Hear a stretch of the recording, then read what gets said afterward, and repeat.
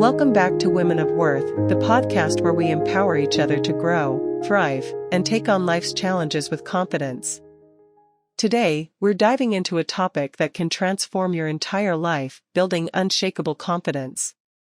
Whether you're facing self-doubt at work, dealing with imposter syndrome, or just want to feel more comfortable in your own skin, confidence is key to unlocking your true potential.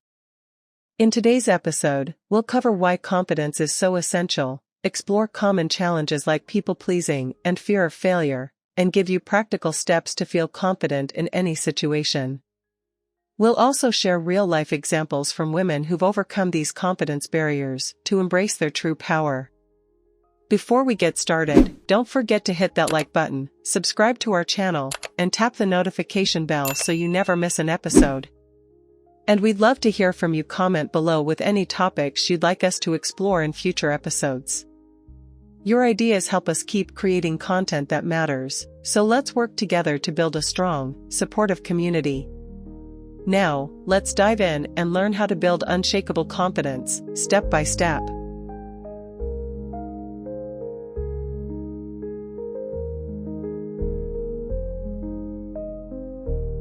Okay, ladies, today we're going to talk about confidence. Ooh, confidence. I love it. It's something we all want more of, wouldn't you say?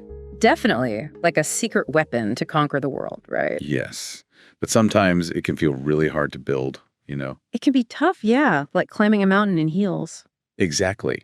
And that's especially true for women, I think. Absolutely. So many extra hurdles for us to overcome. That's why I'm so excited about this deep dive. Me too. This is going to be good. We found this really insightful article about building unshakable confidence, specifically for women. Oh, specifically for women. So important. And we're going to unpack all the good stuff it had to say. The good stuff. I like it. We'll talk about why confidence is so important, the challenges we face, and practical steps to build it. Practical steps. Love that.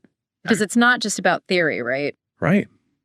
We also have some real-life examples to illustrate these ideas. Oh, examples. I love a good story. Me too. We'll talk about women like Daisy and Jackie who really embody this. Okay, so first things first, the article really emphasized how confidence impacts pretty much every area of our lives. It's true. It really does. Like a ripple effect. A ripple effect. I like that. When you feel confident, it just spills over into everything. Relationships, career, mental health. Totally. It's like this superpower that helps us thrive in every aspect of our lives. It really is. So the article highlighted 3 huge areas where confidence makes a massive difference. Ready for this? Hit me with it. Okay, here they are.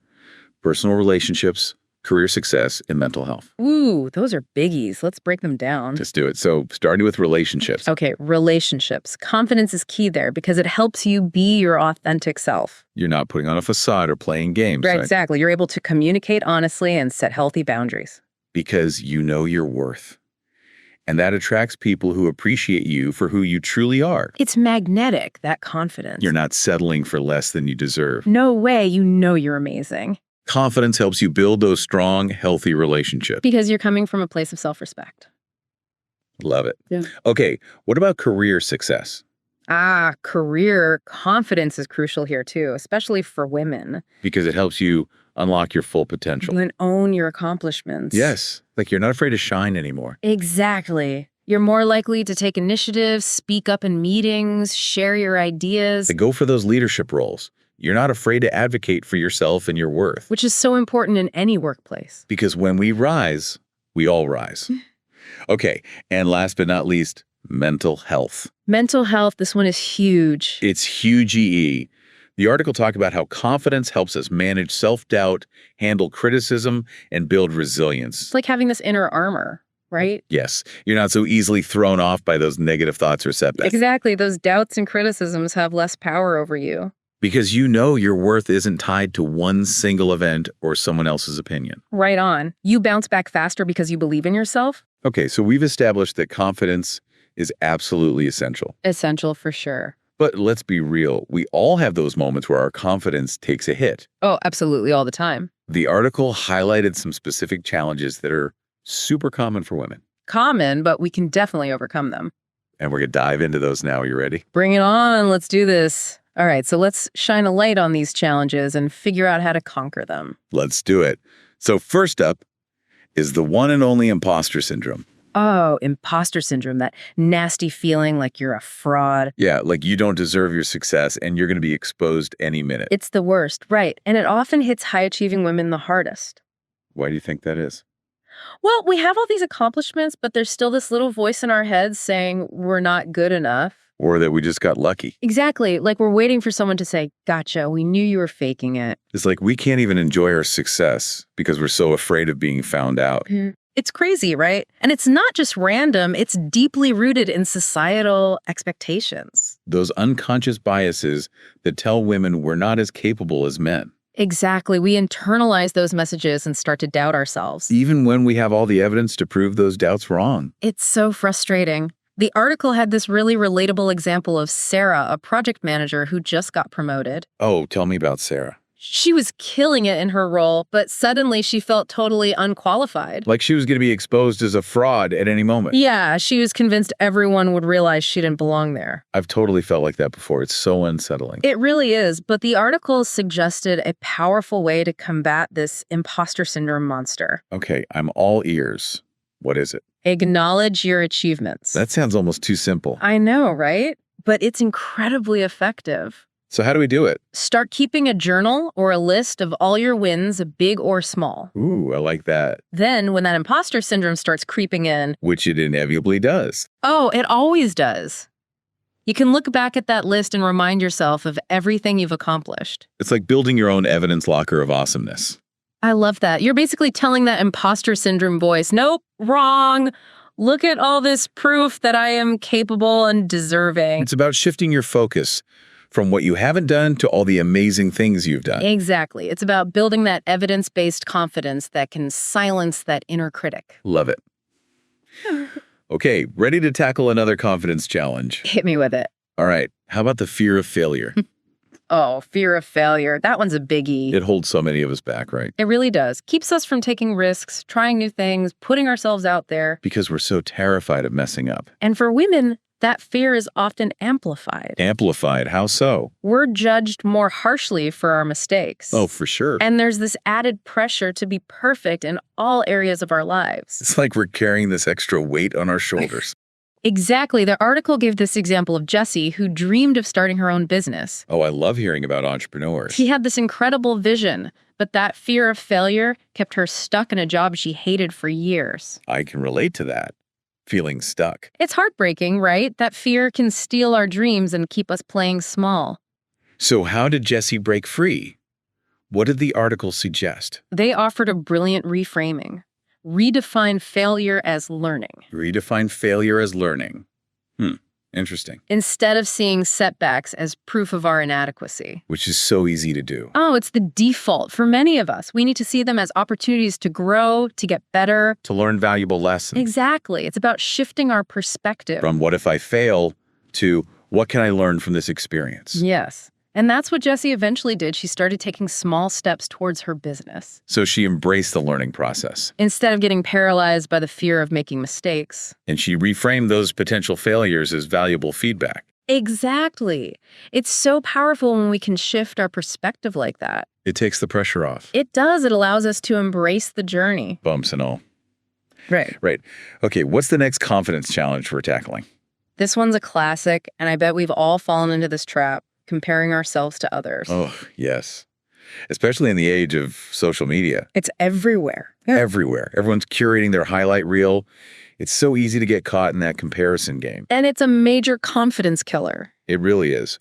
We're comparing our behind the scenes to everyone else's highlight reel. Exactly. And that's a recipe for feeling inadequate. The article talked about Amy, who was constantly comparing herself to her colleagues and friends. Well, she seemed to have it all. Mm-hmm.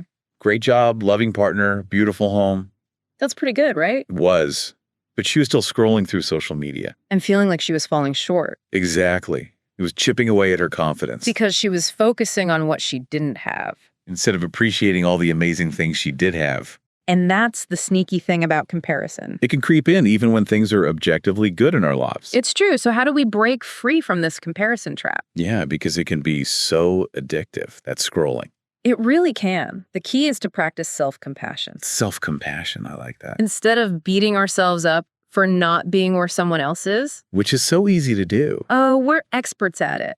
We need to treat ourselves with kindness and understanding, So celebrate our unique strength. acknowledge our progress, and focus on our own journey. It's like giving yourself permission to be exactly where you are, Yes. Embrace your own timeline and definition of success. because everyone's path is different, So different. We're all on our own unique journeys. with different challenges, triumphs, and timelines. It's like comparing your chapter 3 to someone else's chapter 20. I love that analogy. So instead of scrolling and feeling envious, we should focus on our own goals, And celebrate our own wins. no matter how small. Right. Absolutely. And that's what Amy from the article started doing. She practiced daily affirmations and gratitude. Oh, those are powerful tools. They really are. She'd remind herself of her strengths and the things she was grateful for, It helped her shift her focus inward and appreciate her own growth. instead of getting caught in that comparison spiral. That's amazing. Okay, I think we have time for one more confidence challenge. Okay, bring it on. What's next? How about people pleasing?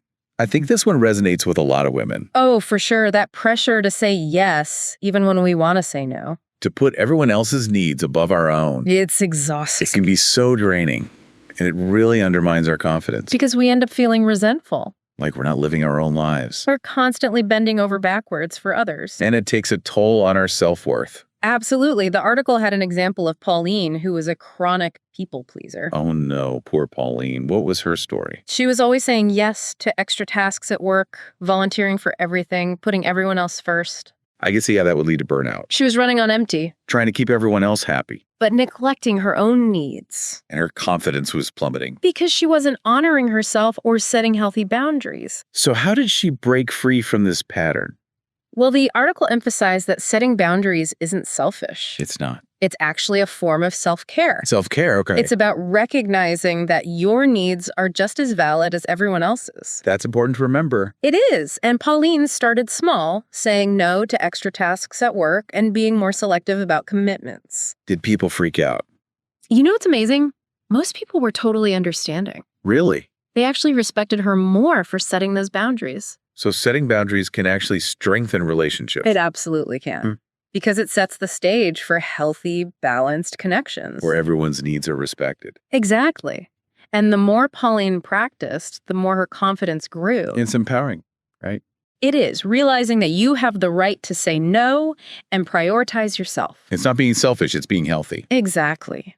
So we've explored some of those common confidence challenges we face, but now let's shift gears. Okay, I'm ready. Are you ready to discover the tools and strategies to build that unshakable confidence we all deserve? Oh, yes. I'm so ready to climb that confidence mountain. Let's do this. It's like he said earlier, confidence is a journey. A journey, not a destination, right? Exactly. And one of the most important things to remember is that true confidence isn't about never feeling fear or doubt. That's interesting. So it's not about being fearless It's about facing those feelings head on. and choosing to believe in yourself anyway. Exactly. Confidence is a choice. A choice, I like that. It's a muscle you can strengthen with practice. Okay, so how do we exercise that muscle? Well, all those strategies we talked about, embracing your strengths, visualizing success, cultivating a growth mindset, practicing positive self-talk, and surrounding yourself with positive influences, those are your workout. Our confidence workouts, I love that. The more you use them, the stronger and more unshakable your confidence will become. It's like building that inner knowing that you can handle whatever life throws your way. You got it. You know, one thing that wasn't explicitly mentioned in the article, What's that? it's the impact of societal expectations on women's confidence. Oh, that's huge. It is. We're constantly bombarded with messages about how we should look, act, and achieve. It's no wonder so many women struggle with self-doubt Right. So it's crucial to be aware of those external pressures. and consciously challenge them Exactly. Don't let societal expectations define your worth. or limit your potential. It's about creating your own definition of success and happiness. I love that. So to recap, building unshakable confidence is a journey. A journey of self-discovery. It's about embracing our strengths Challenging those negative thoughts. and creating a supportive environment for ourselves. Absolutely. And remember, you are capable of achieving anything you set your mind to. Anything. And don't forget to celebrate those wins along the way. Yes. Those little victories add up and fuel your confidence even further. So true. Well, this has been such an inspiring deep dive into building confidence. I'm so glad you enjoyed it. I feel like I've got a whole new toolkit to work with. So listeners, if this deep dive has inspired you, we want to hear from you. Yes, share your thoughts in the comments below. What's one confidence-boosting practice you're going to try? Let's create a supportive community where we can all lift each other up. Absolutely. And if you enjoyed this deep dive, don't forget to like and subscribe to our channel. So you don't miss out on future episodes. That's right. We're always exploring new topics to empower and inspire you. We're in this together. Until next time, take care.